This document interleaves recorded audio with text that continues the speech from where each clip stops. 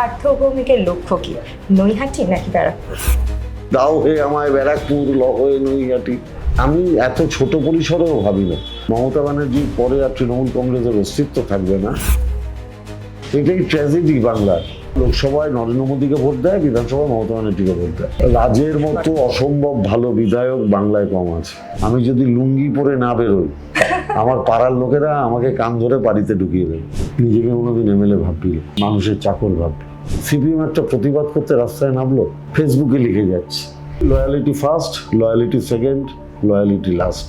আমি কোনোদিন আজ অব্দি কমিটমেন্ট ব্রেক করিনি, কারোর সঙ্গে করিনি।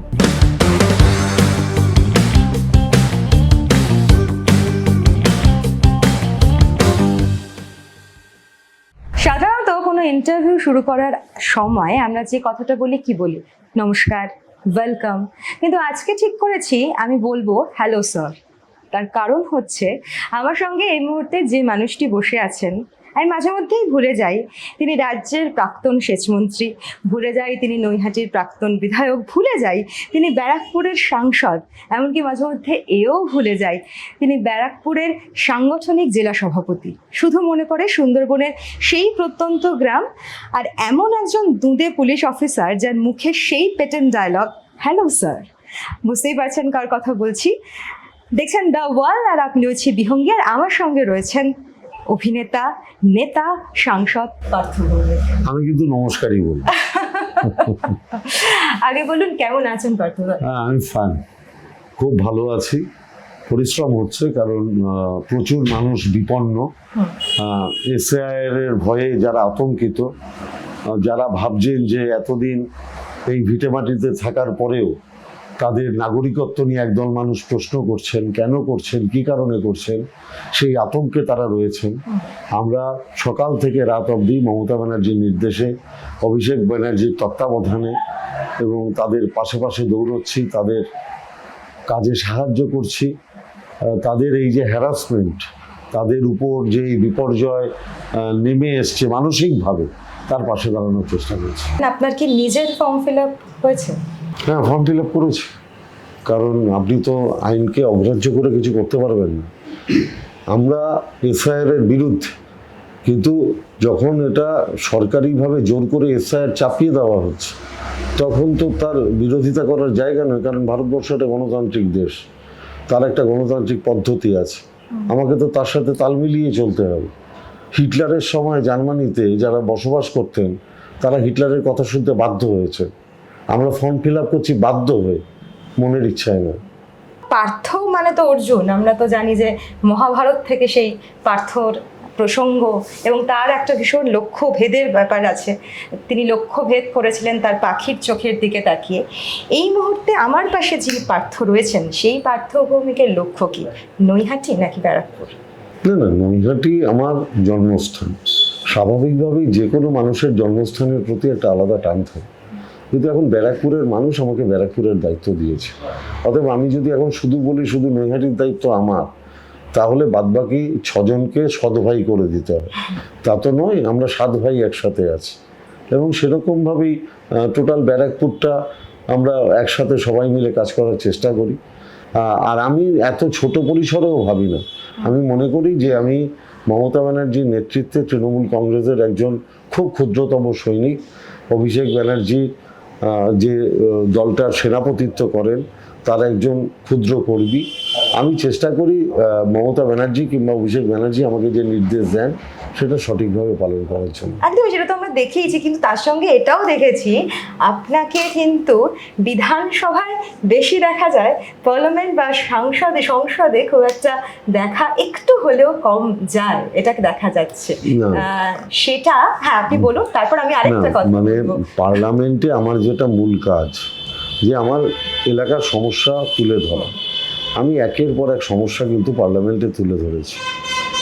আমি আপনাকে প্রচুর কাগজপত্র দেখিয়ে দিতে পারি, কিন্তু এই সরকারের মুশকিলটা হচ্ছে, বিজেপি পরিচালিত কেন্দ্রীয় সরকারের মুশকিল হচ্ছে, এরা প্রত্যেক কটা প্রশ্নের উত্তর একটাই দেয়, আমরা দেখছি, কিন্তু তারা দেখে না। এবং দেখে না বলেই বাংলাকে তারা বঞ্চনা করে, বলেই বাংলাকে বঞ্চিত করে, বলেই তারা বাংলার গরিব মানুষের সুপ্রিম কোর্টের অর্ডার সত্ত্বেও রিএনআরজিএস এর টাকা দেয় না। তারা বঞ্চনা করা করে বলেই তারা আমার গরিব মানুষদের বাড়ির টাকা দেয় না, তারা বঞ্চনা করে বলেই রাজ্যের পাওনা টাকাটা তারা দেয় না, বঞ্চনা করে বলেই পিএইচির প্রাপ্য টাকাটা তারা দেয় না। আপনি কল্পনা করুন না, উত্তরবঙ্গে এত বড় একটা ভয়াবহ বন্যা হয়ে গেল, উত্তরবঙ্গের বেশিরভাগ সিট বিজেপির, কি বিধায়ক কি এমপি। আপনি একটা কেন্দ্রীয় নেতাকে উত্তরবঙ্গে আসতে দেখলেন? আপনি দেখলেন এক পয়সা সাহায্য করে উত্তরবঙ্গের মানুষের পাশে দাঁড়ালো?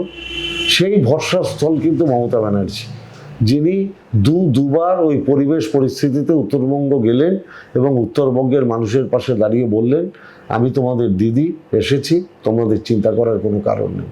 আর নিয়ম মাফিক আপনি যেহেতু সাংসদ, আপনি একটি বাংলো পান দিল্লিতে, কিন্তু সেটা কিন্তু আপনি দিয়ে দিয়েছেন তৃণমূল পার্টি অফিসকে। এটা তো সত্যি কথা না, আমি তো আপনাকে প্রথম দিনই বললাম, আমি দলের একটা ক্ষুদ্রতম সৈনিক। এটা কিন্তু আজকে আপনি একমাত্র না, আমি অন্যের কথা বলতে পারবো না।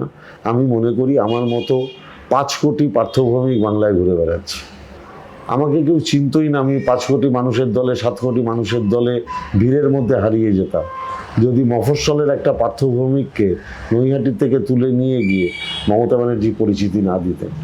যিনি আমাকে পরিচিতি দিয়েছেন, যিনি আমার মাতৃ সমা, তার জন্য যা যা করা উচিত আমি পুরোটাই করব যতদিন বেঁচে থাকবো। তাই ব্যারাকপুরে 2019-এ বিজেপি জেতার পরেও ব্যারাকপুরের সমস্ত তাবর নেতারা তৃণমূল ছেড়ে বিজেপিতে চলে যাওয়ার পরেও আমি বলেছিলাম আমি মরে যাব, কিন্তু মমতা ব্যানার্জির ঝান্ডা আমি ত্যাগ করবো না। কালকে যদি আপনার দল আপনাকে, ধরুন যদি নিজের ইচ্ছা প্রকাশের কথা বলে যে পার্থ ভৌমিক কি নৈহাটিতেই, সামনে আমরা জানি নির্বাচন আসছে, সে কি বিধায়ক পদে, তাকে যদি বলে আবার লড়তে, সে কি রাজি হবেন? 2011 সালেও আমাকে দাঁড় করাও, এটা আমি বলিনি। আচ্ছা, আমি জীবনে কোনোদিন দলের কাছে কিছু চাইনি, কোনোদিন। দল আমাকে, আপনি বলুন তো, আমি একটা মন্ত্রী ছিলাম, আমাকে দল ডেকে বললো তোমার ব্যারাকপুরে, আমি সকালবেলাতেও জানি না আমি ক্যান্ডিডেট, আমি মিছিল সামলাচ্ছি 10ই মার্চে, ওই সময় আমার কাছে ফোন এলো, দিদি তোকে দাঁড়াতে হবে। আমি জীবনে কোনোদিন মমতা ব্যানার্জির উপরে একটা কথা বলিনি, যা বলেছে মাথা নিচু করে সেটা শুনেছি।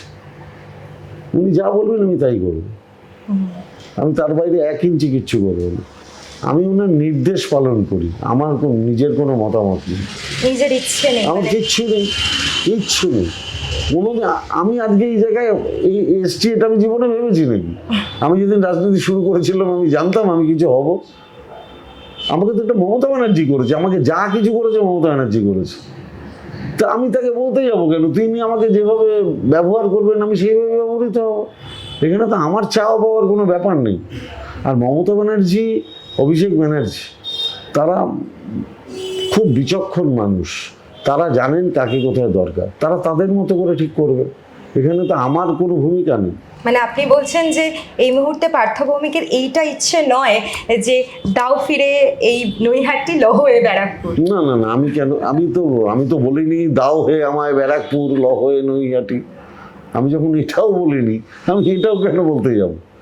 এই যে একটু আগে আপনি ব্যারাকপুরের কথা বলছিলেন, যে ব্যারাকপুরে যে সময়তে আপনাকে মমতা বন্দ্যোপাধ্যায় বলেছিলেন দাঁড়ানোর কথা 2024 লোকসভা, এবং ব্যারাকপুর কেন্দ্রটা কিন্তু বেশ একটা ভাইটাল কেন্দ্র। আমার মনে আছে সেই সময় যখন অনেকেই নানান রকমের ভয় ভীতি তাদের মধ্যে গ্রাস করছিল, সেই সময় পার্থ ভৌমিক একটা কথা বলেছিলেন ইন্টারভিউতে যে এখান থেকে আমরা জিতবো, এবং আপনি ভীষণ ভীষণ কনফিডেন্ট ছিলেন।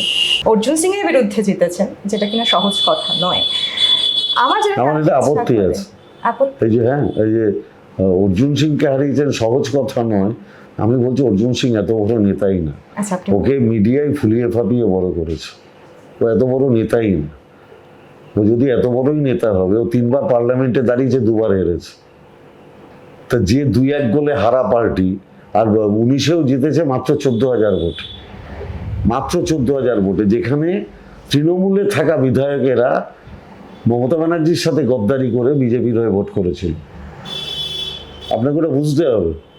আর 2021-এ আমি জানতাম সব বিধায়ক আমার, যারা মমতা ব্যানার্জি অন্তঃপ্রাণ, তারা দিদির সাথে বেইমানি করবে না, হেরেছে। পবন সিংকে নিয়ে আপনার কি বক্তব্য? না দেখুন, ও আমার পুত্র সম, রাজনৈতিকগতভাবে নিশ্চিতভাবে মতপার্থক্য ছিল, আছে, থাকবে, যতদিন ও বিজেপিতে থাকবে। কিন্তু ব্যক্তিগত স্তরে ওর বিরুদ্ধে আমি একটা কথাও বলবো না, কারণ ও আমার রাজনীতিতে অনেক জুনিয়র। কোনো জুনিয়র সে যে দলই করুক না কেন তার সম্পর্কে বাজে কথা বলা ঠিক না। এগেইন যদি দল আপনাকে বলে যে ভাটপাড়ায় আপনাকে দাঁড়াতে হবে পবন সিং এর বিরুদ্ধে, আমি তো আবার একই কথা আপনাকে বারবার বললাম। এইটা যারা বলে না আমি এখানে দাঁড়াবো, ওখানে দাঁড়াবো, সেখানে দাঁড়াবো, ওখানে ওই করব, অ্যাকচুয়ালি দলের প্রতি তাহলে তাদের কোনো আনুগত্য নেই। মানে আনুগত্যটা দলের প্রতি দেখানো উচিত। আপনাকে যতটুকু কাজ দিয়েছে আপনার ততটুকু করা উচিত। দল কি করবে সেটা আপনি বলে দিতে পারেন না, ওটা দলের ব্যাপার। ভাটপাড়ায় যেমন কাজ হচ্ছে আপনি খুশি? ভাটপাড়ায় আমার সংগঠন অনেকটা মজবুত হয়ে গেছে। আচ্ছা, আমি আপনাকে এটুকু বলতে পারি যে এবার বিধানসভায় 294 জনের মধ্যে যে কজন বিধায়ক থাকবেন তার মধ্যে ভাটপাড়ারও বিধায়ক তৃণমূল কংগ্রেসের হয়ে প্রতিনিধিত্ব করবে। মানে আপনার সঙ্গে আপনি বলতে চাইছেন যে মমতা বন্দ্যোপাধ্যায়, অভিষেক বন্দ্যোপাধ্যায়ের সঙ্গে ওই যে বিরোধিতা কোট আনকোট, এটা আপনার ডিকশনারিতে বোধহয় নেই, মানে আপনার সঙ্গে কোনোদিনও কোনো ইচ্ছা প্রকাশ আপনি করেন না। না, আপনি জিজ্ঞেস করবেন, যদি আপনারা তো বড় হাউস, আপনারা জিজ্ঞেস করবেন কোনোদিন কোনোদিন আজ অব্দি কোনো কথা বলেছে কিনা, আমাকে এটা দাও, আমাকে ওটা দাও, জীবনে বলেছে কিনা? লয়্যালটি 100%। আমি মনে করি loyalty first, loyalty second, loyalty last.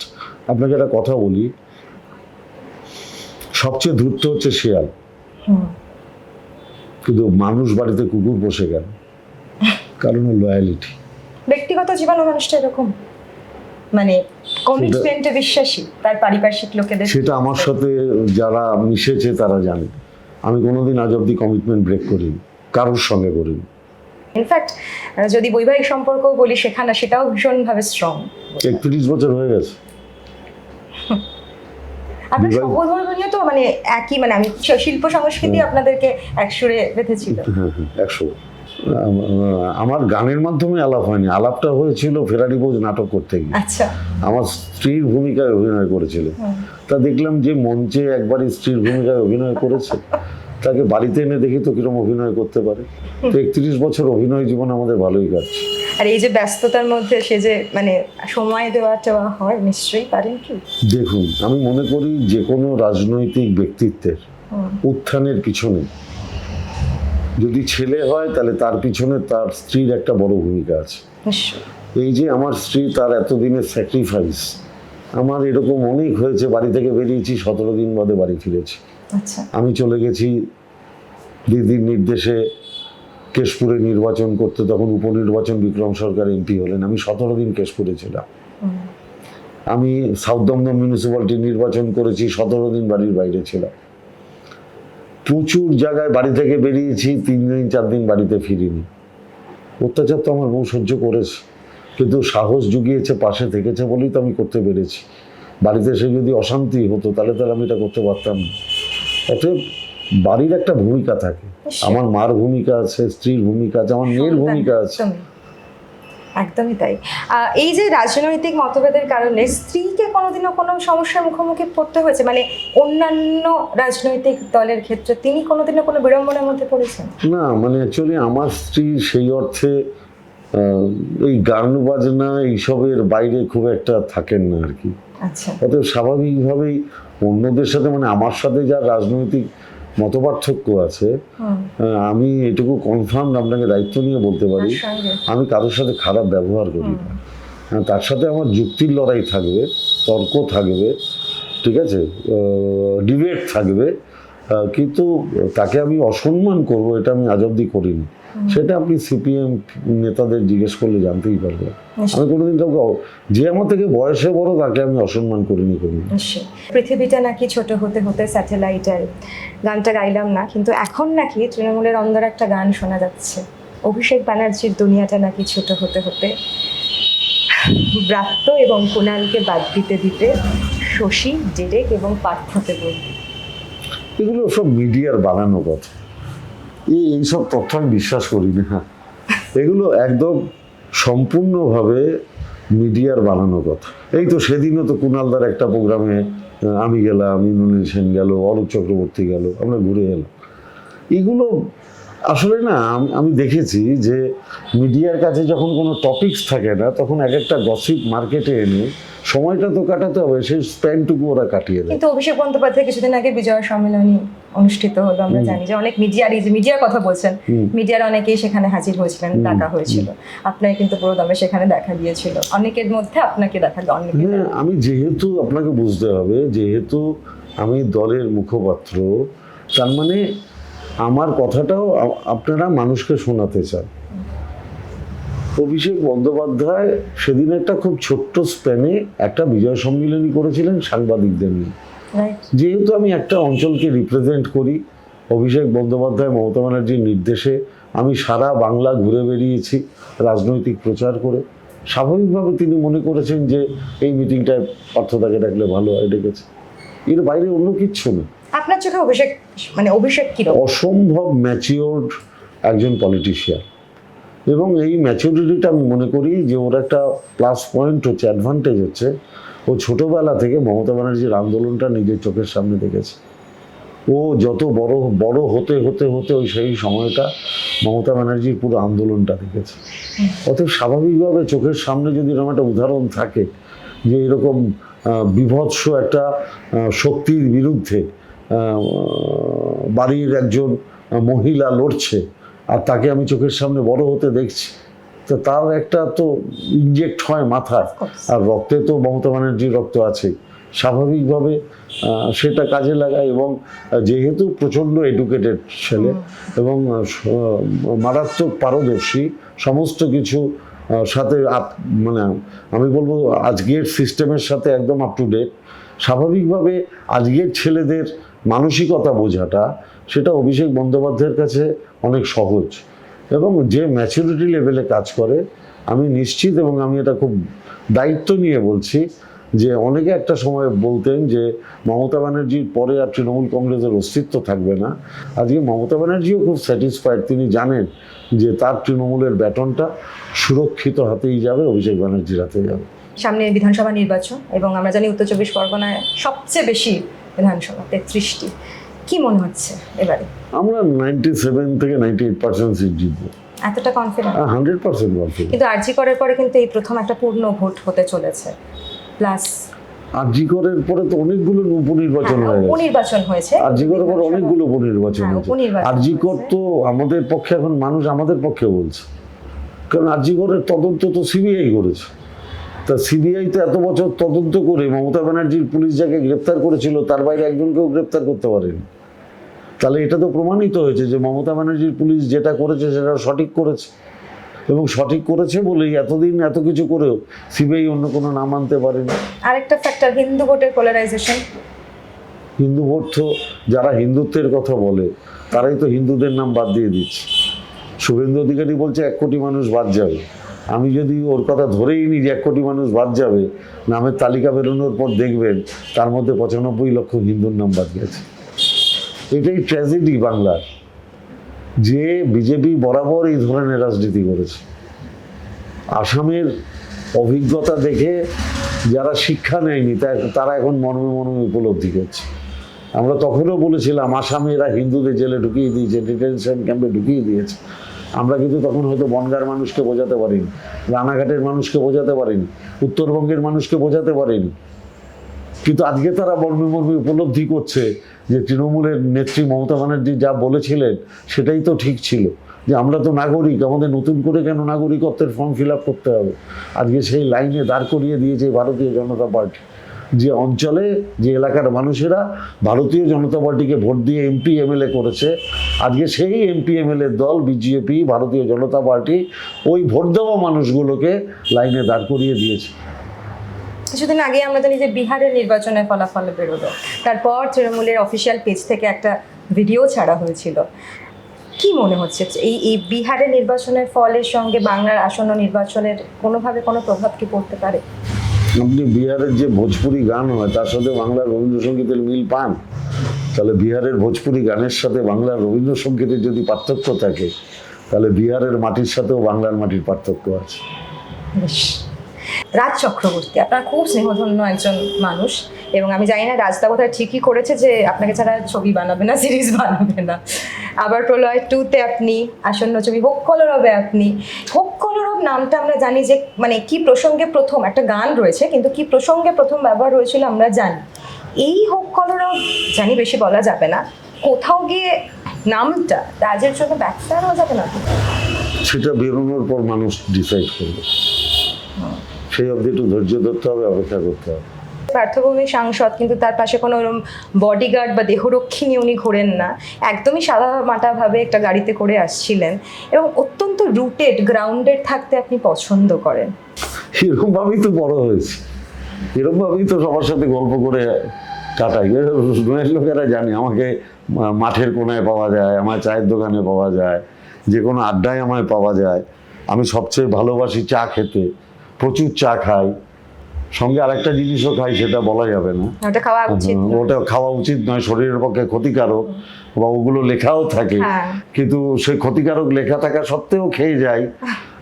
কিন্তু আমি মনে করি সব মানুষই এরকম, হয়তো কেউ কেউ ইচ্ছাকৃতভাবে কোনো কোনো আবরণ চাপিয়ে রাখে।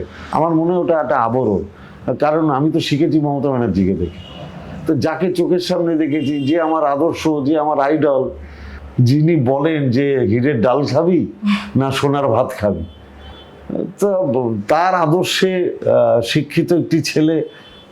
আমি মনে করি না আমি আলাদা কিছু করি, সবাই এরকম, আমি আলাদা কিছু নই। অনেকেই রাস্তার সময় না দিতে পারাটাকে একটা সমস্যা বলে সেখানকার মানুষ ধরছেন এবং বলছেন। সেই নিয়ে আমি একটু বলি পার্থদা, আপনি তারপর নিশ্চয়ই বলবেন। এবং কোথাও গিয়ে এও শোনা যাচ্ছে যে অন্যান্য ব্যস্ততার কারণে রাজদার প্রতি সেই এক্সপেকটেশনটা হয়তো ফুলফিল হচ্ছে না। রাজদার কি এইবারে উইকেটটা শক্ত আছে বলে আপনার মনে হয়? আপনি তো আবার সেই প্রসঙ্গে চলে গেলেন। না, আপনি তো জানবেন না। না না না না, আমি এই যে বললাম, আমি এইসব ব্যাপারে জীবনে কোনোদিন কোনো কথা বলিনি। আমাকে কেউ কিছু জিজ্ঞেস না করলে, মমতা ব্যানার্জি কিংবা অভিষেক ব্যানার্জি, আমি কোনো কথা নিজে থেকে যেচে বলি না। আপনি রাজদাকে কি সার্টিফিকেট দেবেন যদি আপনাকে দলীয় নেতৃত্ব? রাজের মতো অসম্ভব ভালো বিধায়ক বাংলায় কম আছে। আচ্ছা, আমি একটা উদাহরণ দিলে বুঝতে, কে দুটো লোক কি বলছে আমার বিরুদ্ধে। নৈহাটিতে যখন আমি দাঁড়াতাম, 40,000 ভোট, 45,000 ভোট আমার বিরুদ্ধে পড়ছে।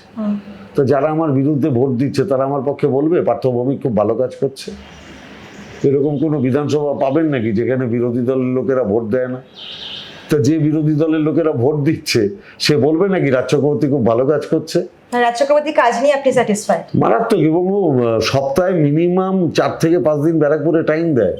ওর 4খানা পার্টি অফিস আছে, যে আমি 2011 সাল থেকে এমএলএ হবার পরেও আমি মানে 4টে ওর এমএলএ অফিস আছে ব্যারাকপুরে, ব্যারাকপুর টিটাগড় মিলে।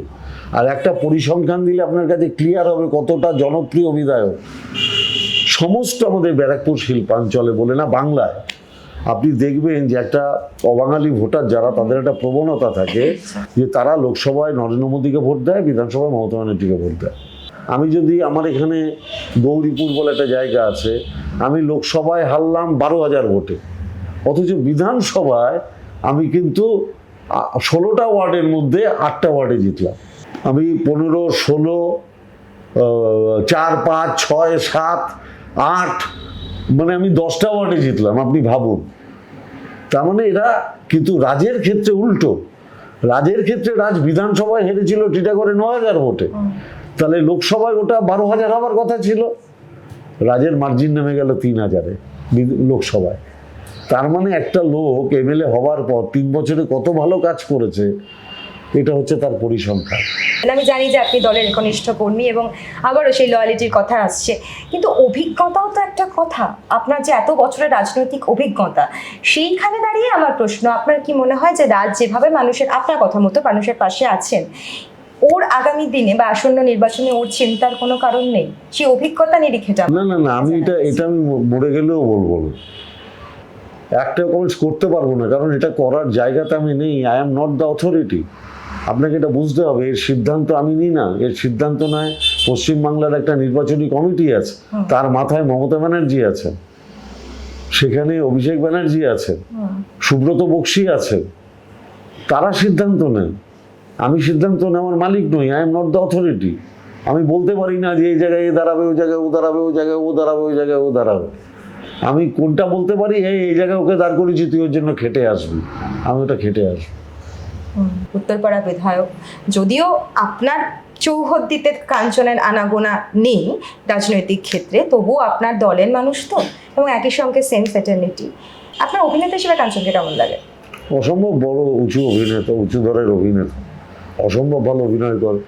একটা সময় তো মানে ইভিন আজকের দিনেও দাঁড়িয়ে কাঞ্চনের অভিনয় নিয়ে তো আজ অব্দি কেউ প্রশ্ন করেনি। কাঞ্চন মল্লিককে দেখা যায় না বলে শোনা যায়। এখন উত্তরপাড়ায়ও যায় কি যায় না, এই উত্তর তো আমি দিতে পারবো না, কারণ আমি জানি না।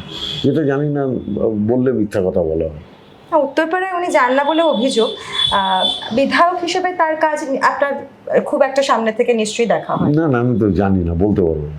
বেশ, আমরা অনেক কিছু প্রশ্ন আছে, কিন্তু পার্থদারও তারা আছে, কিন্তু একটা কথা যেটা না বললেই নয়, ব্যারাকপুর, ভাটপাড়া, এই সমস্ত অঞ্চল, শিল্পাঞ্চলগুলো অনেক সময় নানান ধরনের, সবসময় যে ভালো খবরের শিরোনামে আসে তা না, নানা রকম কি বলবো, নানা রকম নেগেটিভ খবর, খুন, জখম, মারামারি খবরে আসে। এই নিয়ে পার্থভৌমিক কি বলবেন? লাস্ট 6 মাসে শুনেছেন? ঘটনার কথা সামনে লাস্ট 6 মাস শুনেছেন? মানে এখন আপনি বলছেন যে পরিস্থিতি বেটারমেন্টের দিকে বদলাচ্ছে। প্রথম কথা হচ্ছে, এখন ব্যারাকপুরে কোনো ক্রিমিনাল কোনো নেতার কাছে শেল্টার পায় না। ক্রিমিনাল সে যদি নিজেকে রেকটিফাই করে বাড়িতে থাকবে, আর নিজেকে রেকটিফাই না করলে জেলে থাকবে, প্রশাসন ব্যবস্থা নেবে। প্রত্যেক জায়গাতে সিসি ক্যামেরা লাগিয়ে দেওয়া হচ্ছে। তুমি 5,000 টাকা নিয়ে কাউকে খুন করতে চলে আসবে, তুমি খুন করতে পারো, কিন্তু তোমাকেও জেলে থাকতে হবে, কারণ তোমার ছবিটা সিসি ক্যামেরায় উঠবে। আচ্ছা, অর্থাৎ ক্রিমিনালদের মধ্যেই ভয়টা ঢোকানো গেছে, এখানে ক্রাইম করলে ধরা পড়তে আমি বাধ্য। এবং যারা যারা লাস্ট ক্রাইম করেছে তারা সবাই কিন্তু এখন পুলিশ কাস্টডিতে আছে, কেউ বাইরে নেই। বুঝলাম। তাহলে আমরা আশা রাখতে পারি যে আগামী দিনে হয়তো আরো পরিস্থিতির আমি উন্নতি। তো বললাম লাস্ট 6 মাস কোনো নিউজ আছে, পাবেন না।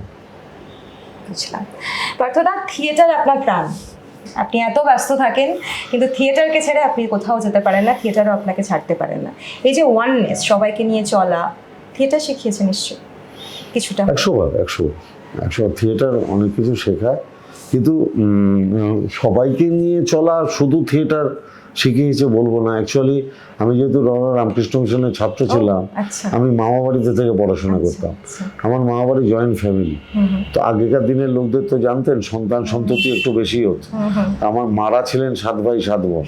হ্যাঁ, আমার এবং শুধু তাই নয়, আমি যেহেতু মা বাড়িতে থেকে পড়াশোনা করতাম, আমার দাদুর ভাইয়ের ছেলে মেয়েরাও এই বাড়িতে থাকতেন। অর্থাৎ আমরা এক বাড়িতে 30 জন একসাথে বড় হয়েছি। স্বাভাবিকভাবে এই যে 30 জন একসাথে বড় হয়েছি, শোয়া একসাথে, খাওয়া দাওয়া একসাথে, পড়াশোনা একসাথে, খেলাধুলা একসাথে, এই যে একটা ছোটবেলা থেকে একটা মেলামেশার বন্ডিং, একটা মানুষকে আপন করে নেওয়ার বন্ডিং, এটা সেই ছোটবেলা থেকে হয়ে গেছে। এতগুলো মানুষ একসাথে বড় হয়েছে। তার উপরে দল করতে গেলেও তো একটা সমষ্টিগত ব্যাপার থাকে। ভাইরাও বন্ধু হয়ে যায়, সিনিয়ররাও দাদা হয়, একটা সম্পর্ক গড়ে ওঠে, সেইখান থেকেই সব কিছু করা। একদমই। আর যাদের কাছে ছোটবেলায় আপনি এই পার্থদা বারবার ওরকম ছিলেন, এখনো কি তাদের কাছে সেইটাই আছেন, নাকি তারা কথা বলতে ভয় পায়, বাবা সামনে একটুখানি বুঝে শুনে কথা বলতে হবে? আমার পাড়ায় যদি আমি থাকি, আমি যদি লুঙ্গি পরে না বেরোই, আমার পাড়ার লোকেরা আমাকে কান ধরে বাড়িতে ঢুকিয়ে দেবে। আমি যদি কখনো ফাঁকা পাই, আমি এখনো ওই একটা লুঙ্গি, একটা ঢোলঢোলা পাঞ্জাবি পরে, ফতুয়া টাইপের, যারা এখনো বেঁচে আছে সিনিয়র, তাদের বাড়িতে যাই, গিয়ে গল্প করি, চা খাই, কি আর কি মারি, তোমার কত বয়স হয়েছে, এই 70 কি হয়েছে, তুমি এখন ইয়ং, তার বউকে ডাকিয়ে বৌদি দাদাকে বার করো, এই সব এগুলো করি এখনো, স্টিল নাও। শুধু ওখানে বলে না, যেখানে যার সাথে বয়স্কদের সাথে দেখা হয়, ইয়ার্কি ঘরজাই মারি, তাদের সাথে তাদের রেসপেক্ট দিয়ে কথা বলি, স্টিল না। একদমই। খেলার মাঠে তো আমরা দেখি যে বিপক্ষের কাজ, পক্ষের খেলা খুঁটিয়ে দেখা হয় মনিটরে, প্রতিদ্বন্দ্বীদের কাজ, যারা প্রতিপক্ষ রয়েছেন তাদের কাজ কিভাবে তারা এগোচ্ছেন, তাদের সেটা দেখা হয়, পর্যবেক্ষণ করা হয়। না, আমি একটা জিনিস বুঝি, দেখো বিরোধীদের কাজ দেখার তো সুযোগ আমার নেই আর কি, আমাদের নেই। আমরা আমাদের নিজেদের কাজটুকু করি, যে একটাই কাজ, একটাই মন্ত্র, মানুষের সাথে ভালো ব্যবহার করো, মানুষের পাশে থাকো। মানুষের জন্য যদি কিছু করার সুযোগ থাকে তাহলে সেটা 100 ভাগ করো। আমি যেদিন 2011 সালে প্রথম এমএলএ হয়েছিলাম, জেতার পর সেই রাত্রে মমতা ব্যানার্জির বাড়িতে গেছিলাম। আচ্ছা, তাকে যখন নমস্কার করেছিলাম, আমায় একটা কথা বলেছিল, তোকে আমি এমএলএ করেছি, নিজেকে কোনোদিন এমএলএ ভাববি না, মানুষের চাকর ভাববি। যতদিন নিজেকে মানুষের চাকর ভাববি ততদিন তুই এই পার্থ থাকবি। আমি মানুষের চাকর হিসাবে আছি। সিপিএম যে নতুন জেনারেশন যাদেরকে বলা হচ্ছে, তাদের সঙ্গে নিশ্চয়ই আপনার সুসম্পর্ক, আপনি যেমনটা বললেন যে সবার সঙ্গে আপনার কারোর সঙ্গে সেরকম। না, সবার সাথে বলবো না, কারণ তাদের অনেকের সাথে আমার কোনোদিন কোনো কথাবার্তা হয় না। চেনেন তো মানে মানে টিভিতে যদি যায় কেউ, তাহলে তার সাথে দেখা হয়েছে, কথা হয়েছে, ওইটুকু। তাদের কাজ আপনার কেমন লাগছে যেভাবে না, সায়ন দেব খুব ভালো, ও ভালো বলে, ও দেখলেও খুব শোভার লাগে, ভালো বলে। মীনাক্ষী ভালো বলে, দীপশিতা। কিন্তু ওদের একটা সমস্যা আছে, মানে 34 বছর যারা ক্ষমতায় ছিল তারা এখনো ওদের দলের উচ্চ পদে বসে আছে। স্বাভাবিকভাবে তারা সেই ক্ষমতার বাইরে বেরিয়ে দলটাকে ওরা রাস্তায় নামাতে পারছে না। নইলে আপনি বলুন না, বিজেপি শাসিত রাজ্যে বাঙালিদের উপর এত অত্যাচার হলো, সিপিএম একটা প্রতিবাদ করতে রাস্তায় নামলো? একটা নামলো সিপিএম? ফেসবুকে লিখে যাচ্ছে। আপনি বলতে চাচ্ছেন ওদের বিপ্লবটা ফেসবুক, সোশ্যাল মিডিয়া সীমাবদ্ধ? 100%। আপনি বলুন না, কোথায় রাস্তায় দেখছেন ওদের? একটা মিছিল করলো এসআইআর নিয়ে, একটা মিছিল করলো যে বিজেপি শাসিত রাজ্যে বাঙালিদের খুন করা হচ্ছে তার প্রতিবাদে। আপনি তো ঠিক আছে, আপনার রাজনৈতিক পরিচয় রয়েছে, কিন্তু আপনি তো দিনের শেষে মানুষ। খুব একটা ইচ্ছা করে আমার জানতে, আপনার পছন্দের বিরোধী দলনেতা কি আছে কেউ? আমার পছন্দের বিরোধী দলনেতা সিদ্ধার্থ শঙ্কর রায়ের গল্প শুনেছি, খুব ভালো বিরোধী দলের নেতা ছিলেন। জ্যোতিবাবুর কথাও শুনেছি, খুব ভালো ছিল। না, এই মুহূর্তে বিরোধী দলের নেতা, মানে এই মুহূর্তে বিরোধী দলনেতা কেরলের কংগ্রেসের বিরোধী দলের নেতা নাকি খুব ভালো, আমি শুনেছি। আর এই রাজ্যে বিরোধীরা যারা রয়েছেন তাদের মধ্যে এই রাজ্যের বিরোধী দলের নেতা তাকে শুধু একটাই জিনিস জিজ্ঞেস করবেন, প্রাথমিক মাধ্যমিকের মার্কশিটের নম্বরটা জানতে চেয়েছে, যে মাধ্যমিকে কত নম্বর পেয়েছিল। একটা মানুষের কথাবার্তা, আচার আচরণেরটা না তার শিক্ষাগত যোগ্যতার উপরে অনেকটা নির্ভর করে। দেখবেন একটা অতি শিক্ষিত ছেলে খুব একটা বাজে কথা ফট করে তার মুখ থেকে বেরোবে না, কিন্তু যে একটু পড়াশোনায় কম তার মুখ থেকে অনেক বাজে গালাগালি বেরোবে, বাজে কথা বেরোবে, অপ্রাসঙ্গিক কথাবার্তা বেরোবে। আমি কনফার্মড আমাদের রাজ্যের বিরোধী দলনেতা মাধ্যমিকে খুব কম নম্বর পেয়ে 3rd ডিভিশনে পাস করেছে। আমি বারংবার বলছি ওকে ওর মার্কশিটটা দেখাতে, কিছুতেই দেখাচ্ছে না, খালি বলছে ওয়েবসাইটে আমার রেজাল্ট দেখো। ওয়েবসাইটের রেজাল্টে কি পাস ওটা লেখা থাকে, কত নম্বর পেয়েছে লেখা থাকে না। ওই মাধ্যমিকের মার্কশিট দেখলেই লোকে বুঝে যাবে বাংলার কি দুর্ভাগ্য, এরকম একটা অশিক্ষিত বিরোধী দলনেতা পেয়েছে। একটা জিনিস জানতে চাইবো, পার্থ ভৌমিক এখানে কথা বলছেন, আরেকজন পার্থ চট্টোপাধ্যায় তিনি সম্প্রতি বাড়ি ফিরেছেন, যদিও দল এটা নিয়ে বক্তব্য রেখেছে। আপনার কি কোনোভাবে তার খোঁজ খবর নেওয়া হয়েছে বা নেবেন বলে ভেবেছেন আগামী দিনে? আমি প্রথম দিনই সময় বলেছি, আজকেও বলছি, মাঝখানেও বলেছি, আমি দলের অনুগত সৈনিক। দলের সিদ্ধান্তের বাইরে আমি এক পাও নড়ি না। ইলেকশন আসছে, এতগুলো কাজ আসছে, পার্থ ভৌমিকের ডেইলি রুটিনে সে কিভাবে সামলাচ্ছে, সেটাই লাস্ট প্রশ্ন। এখন তো পুরো সময়টাই আমার রাজনীতিতে। আমি তো এখন আমাদের যে নতুন থিয়েটার করছি না, নতুন কোনো সিনেমা করছি না, কিচ্ছু না, পুরোটাই এখন টোটালি পলিটিক্যাল ওরিয়েন্টেশন। কারণ মমতা ব্যানার্জি আমায় পরিচিতি দিয়েছে, তৃণমূল কংগ্রেসই আমায় পরিচিতি দিয়েছে, অভিষেক বন্দ্যোপাধ্যায় আমাকে পরিচিতি দিয়েছে, কাজ করিয়েছে। অতএব স্বাভাবিকভাবে এখন আমার দলকে দেওয়ার সময়, পুরো সময়টাই দলকে দিচ্ছি, যখন যা বলছে তাই করছি। শুধু মাথায় আমার একটাই চিন্তা, 2026 মমতা বন্দ্যোপাধ্যায় 4র্থবারের জন্য মুখ্যমন্ত্রী হচ্ছেন, 250-এর উপর আসন নেই, এর বাইরে কোনো লক্ষ্য নেই। প্রথম প্রশ্ন বললেন না, অর্জুনের পাখির চোখ একটাই, মমতা ব্যানার্জি মুখ্যমন্ত্রীর চেয়ারে 250 বিধায়ক নিয়ে আমার দল বিধানসভা কাঁপাচ্ছে। থ্যাংক ইউ সো মাচ আজকে আমাকে সময় দেওয়ার জন্য। আপনাকেও অসংখ্য ধন্যবাদ অনেক কঠিন কঠিন প্রশ্ন করার জন্য। ক্যামেরা সৌম্যদীপের সঙ্গে বিহঙ্গী, দ্য ওয়াল, কলকাতা।